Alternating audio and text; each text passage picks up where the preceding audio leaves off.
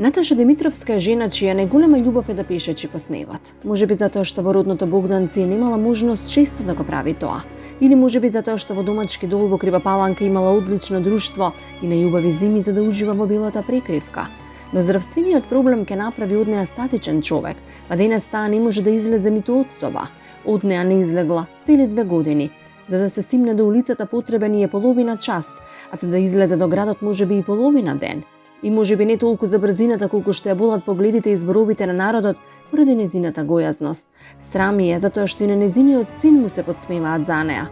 Не може да биде ниту добра сопруга, зашто ако некогаш и требало половина час за да ја среди куќата, денес само толку време и треба да го намести креветот или да измие неколку чаши. Дебелината често ја тера и на спиење, а тоа, спиењето, вели таа, е чисто мачење. Мора да биде во седечка положба за да не се задуши. Ваквата состојба ја спречува и да се вработи, па едвај крај со крај сврзуваат во месецот со скромната плата што сопругот ја заработува. Од тука и потребата таа да се пријави во срце на дланка за да се спаси од провалијата во која секој ден се подлабоко запаѓа. Но и желбата еден ден повторно таа гордо со сопругот да шета по снегот.